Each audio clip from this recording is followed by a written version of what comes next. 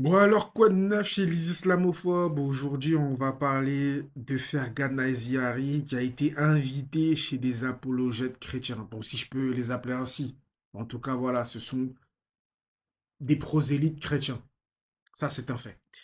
Donc, il a été invité par notre cher Bruno Guillot et notre cher Olivier Bonassi afin de parler de son livre L'islam contre la modernité. Donc, tout d'abord, j'aimerais savoir c'est quoi la modernité, parce que je crois que pendant toute la vidéo, ils n'ont pas une seule fois défini ce qu'ils entendaient par modernité. Donc, il va falloir nous expliquer. Parce que si par le terme modernité, on entend par là le progrès, donc effectivement, oui, effectivement, l'islam est contre le progrès. Donc, on va les écouter, et puis je vais apporter mon commentaire au fur et à mesure, c'est le créateur de... Heu, une ère culturelle affiche autant de dysfonctionnements, la moindre des choses, c'est de, eh bien, d'instruire le procès du système de valeurs et qui a, produit ces résultats, consternants et donc, conformément à l'adage biblique qui veut que l'on juge, un arbre à ses fruits, quand un arbre donne autant de fruits empoisonnés, la moindre des choses, c'est de le couper à la racine. C'est ça l'objectif de ton livre?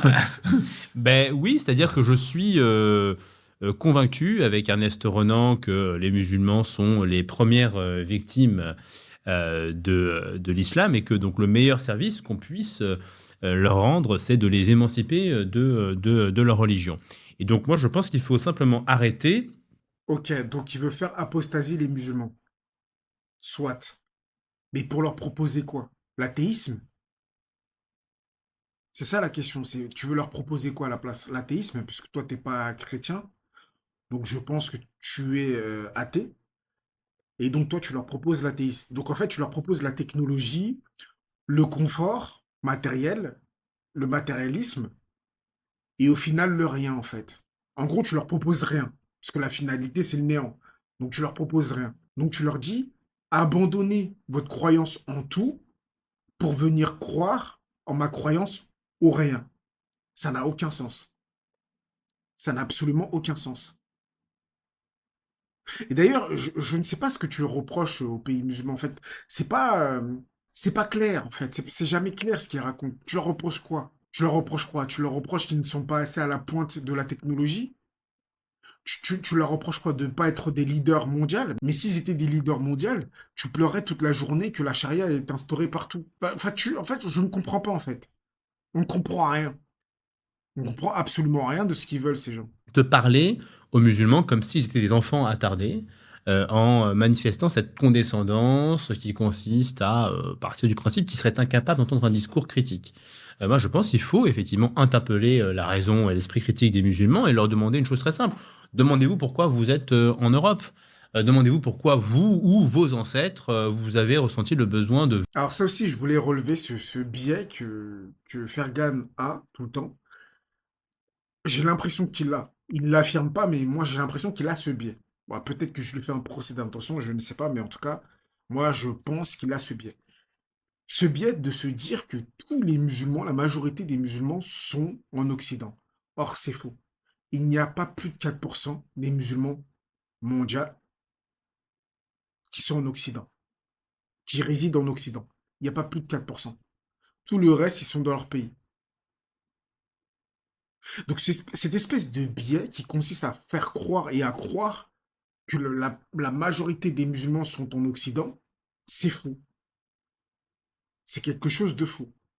Maintenant, les musulmans qui sont en Occident te diront, bah nous on prend les avantages et on peut prendre les avantages et à la fois être musulman en fait. C'est pas incompatible selon eux. Tu vas leur dire quoi s'ils te disent ça? Qu'est-ce que tu vas leur dire? Parce que si tu veux faire apostasier les musulmans, faut t'accrocher, mon grand.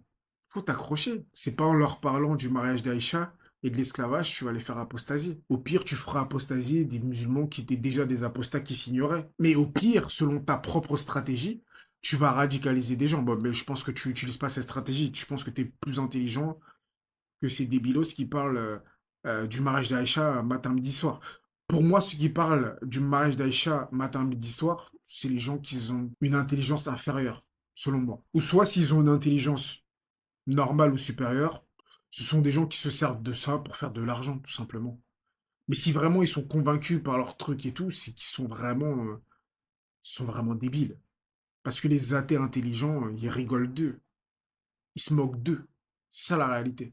Venir ici pour profiter des agréments de la civilisation occidentale, demandez-vous pourquoi c'est dans les sociétés non musulmanes que les musulmans jouissent des libertés les plus étendues, de la condition la moins désagréable, et je pense qu'ils sont en partie, ils seront en partie sauvés le jour où ils se poseront cette question de savoir pourquoi c'est dans les sociétés non musulmanes qu'ils jouissent de la condition la moins désagréable. Le drame. Bah, la condition la moins désagréable, ça dépend. Ça dépend qui, ça dépend le portefeuille du musulman, parce que le musulman qui a un gros portefeuille, il aura des bonnes conditions, peu importe où il va aller. Donc en fait, je sais pas ce qu'il raconte en fait. Il dit que son paradigme est meilleur, sans le prouver en fait. En fait, on est toujours face à ce biais de l'impérialiste qui a dominé, et de par le fait qu'il a dominé, pense que son système est bien, juste parce qu'il a massacré en fait les gens et il a gagné. Voilà. Mais si je lui pose la question pourquoi ton système il est bien, pourquoi la démocratie c'est bien, il sera incapable de me répondre. Donc on va aller à 19 minutes 50.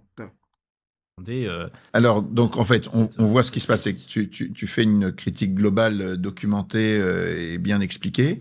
Et en face de cette critique, il y a deux attitudes possibles. Il y a celle qui consiste à dire j'ai pas de réponse, donc je vais essayer de noyer le poisson, de raconter que je peux pas répondre ou raconter des cracks pour bon ça c'est quand j'ai pas de réponse. Mais il y a aussi une autre possibilité, c'est que les gens se disent ok, l'islam est contre la modernité, mais c'est pas grave parce qu'en fait Mais c'est quoi la modernité, monsieur Bonassi? C'est quoi? Qu'est-ce que vous appelez la modernité? Est-ce que c'est le progrès? C'est quoi? C'est la technologie? L'islam n'est pas contre la technologie. C'est quoi la modernité? La modernité, ça veut tout et rien dire. Il faut expliciter ces termes. Quand on emploie des termes, il faut savoir les définir pour qu'on comprenne. Parce que ça, c'est vague. Et toute la vidéo, ils n'ont pas expliqué une seule fois ce qu'était la modernité. C'est affligeant. Et le pire, c'est que si, par modernité, ils entendent progrès, bah, le christianisme et les catholiques sont censés être contre ce progrès. Donc ça n'a aucun sens. Donc moi, je ne sais pas ce qu'il entend par modernité, en fait. euh, l'idéal c'est Mahomet, c'est dans le passé. On va se curer les dents avec des poils de chameau comme lui parce que c'est ça qui est l'idéal du truc. Et donc on peut pas raconter à tout le monde que Mais c'est quoi cette condescendance, monsieur? Quelle est cette arrogance, cette condescendance, ce mépris? Se curer les dents avec des poils de chameau, ça n'existe nulle part. De quoi tu parles? De quoi tu parles? On en parle de ta tradition, tu veux qu'on en parle de ta tradition, la Bible, tu veux qu'on en parle de ta Bible? Moi, je résume ça, tu sais, aux gens qui se moquent, ils disent, ouais, l'urine de chameau, l'urine de chameau. C'est ridicule, c'est débile. On en parle de ta tradition où le dieu d'Ézéchiel 4.12 ordonne de manger des sandwichs aux excréments? On en parle. S'il vous plaît, relevez le niveau, arrêtez vos trucs là, des bilos là. S'il vous plaît, relevez le niveau, arrêtez votre médiocrité abyssale là, avec vos pics à 2 balles, vos pics à la con là. c'est contre la modernité, mais c'est pas grave puisque Dieu le veut. Dieu veut qu'on se vive comme des Bédouins du 7e siècle. Et donc ils ont du mal à le dire, mais ça les touche pas profondément parce qu'en fait, la critique, même s'ils vont la nier, faire un peu de taquilla en disant mais non, on n'est pas violent, mais non, on n'est pas. On vit pas comme des bédouins du 7e siècle. La tradition veut qu'on vive comme le prophète, sallallahu alayhi wa sallam. C'est une grosse nuance en fait. Et la tradition veut qu'on vive comme lui en termes de foi et de mœurs.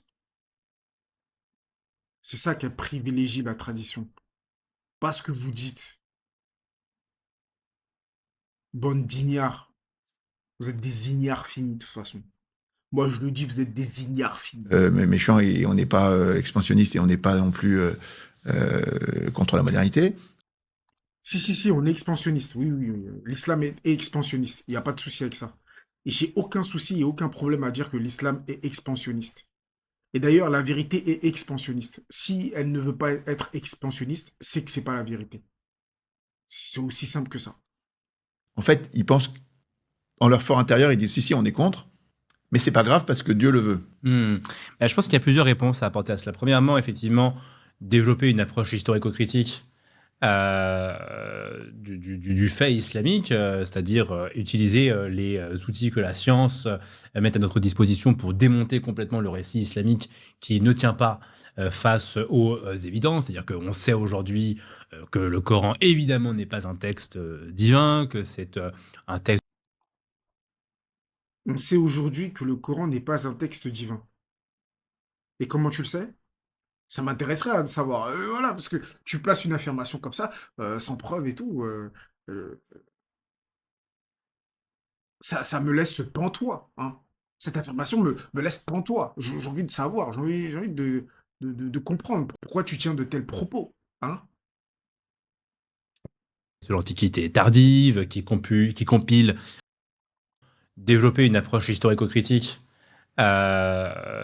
du fait islamique, c'est-à-dire utiliser les outils que la science met à notre disposition pour démonter complètement le récit islamique qui ne tient pas face aux évidences. C'est-à-dire qu'on sait aujourd'hui que le Coran, évidemment, n'est pas un texte divin, que c'est un texte de l'Antiquité tardive, qui compile des éléments de la tradition juive, chrétienne, de la littérature syriaque. On sait que Source, t'inquiète, j'aime pas l'islam, donc c'est vrai. le Coran n'a pas été canonisé conformément à la Vulgate dite osmanienne et que le texte se fiche plutôt au Xe siècle. On sait que Source, est-ce qu'il y a un historien qui dit ce que tu dis? Source, t'inquiète, j'aime pas l'islam, donc c'est vrai. Non, je rigole. Source, va voir les hypercritiques. Va voir les hypercritiques, ils vont t'informer. Voilà, va voir la petite minorité de révisionnistes, et puis tu vas voir quelle heure il est. Hein, c'est ça sa source. C'est rien d'autre. Je sais pas pourquoi ils délaissent la majorité des historiens, parce que la majorité des historiens sérieux, hein, excusez-moi, qui sont un peu nuancés, ils disent pas ça. Voilà, ils disent pas ce qu'ils disent. Parce que quand ils parlent de fixer au Xe siècle, ils parlent des qira'at, hein. Parce que voilà, ils mélangent tout en fait, ils mélangent tout.